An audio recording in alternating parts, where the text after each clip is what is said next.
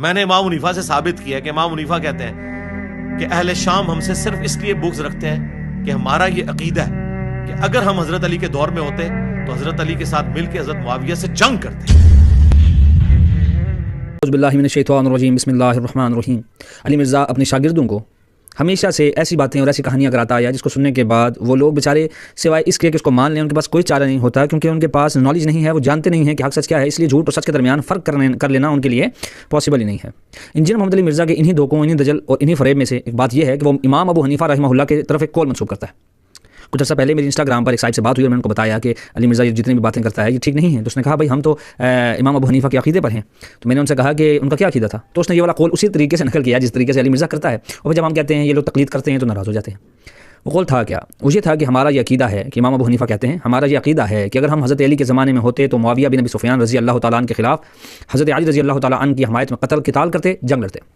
میں نے امام حنیفہ سے ثابت کیا کہ امام حنیفہ کہتے ہیں کہ اہل شام ہم سے صرف اس لیے بغض رکھتے ہیں کہ ہمارا یہ عقیدہ ہے کہ اگر ہم حضرت علی کے دور میں ہوتے تو حضرت علی کے ساتھ مل کے حضرت معاویہ سے جنگ کرتے. اصول یہ ہوتا ہے کہ جب کوئی عبارت آتی ہے تو اس کے اوپر تحقیق کی جاتی ہے، پھر یہ دیکھا جاتا ہے کہ یہ روایت سندن و متنن کہیں شاذ یا منکر یا صحیح ضعیف یا موضوع کے کسی درجے میں ہے، کہاں لائق کرتی ہے، اس کی اسنادی حیثیت یا متونی حیثیت کیا ہے، یہ جاننا بڑا ضروری ہوتا ہے. لیکن علی مرزا کے شاگردان کو یہ ضروری نہیں ہے، بلکہ ان کے علی مرزا کے کہہ دینا ہی ان کے لیے کفایت کرتا ہے. یہ حوالہ انہوں نے اٹھایا کہاں سے؟ اس کو موصوف نے اٹھایا امام ابو شکور محمد بن عبد السید بن شعیب الکشی السالمی الحنفی المتوفى 460 ہجری کی کتاب التمہید فی بیان التوحید، جس کا اردو ترجمہ میں تمہید ابو شکور السالمی کے نام سے مشہور ہے. اب کتاب میں تو ہے لیکن سند کیا ہے جو ابو شکور السالمی نے نقل کی ہے؟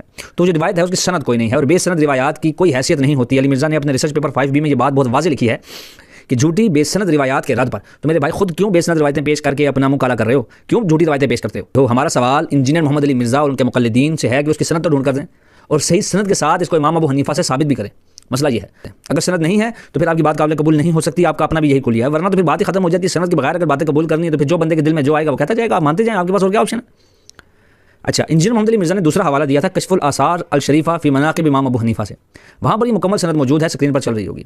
اس سند میں ایک بندہ ہے سلم بن سالم البلخی، ٹھیک ہے، یہ جو راوی ہے یہ ضعیف ہے. اس کے اوپر محدثین کی جروحات بھی سن لیجیے. نے کہا کہ یہ ضعیف ہے، اس سے حدیث مت لو. یحییٰ بن معین کہتے ہیں لیس بشیء، اس سے کوئی چیز مت لو. ابو ذر رحمہ اللہ فرماتے ہیں کہ اس سے کوئی حدیث مت لکھو، یہ مرجیہ تھا. امام ابو حاتم فرماتے ہیں یہ ضعیف تھا. امام ابن مبارک کہتے ہیں یہ ضعیف تھا. امام نسائی فرماتے ہیں یہ ضعیف تھا.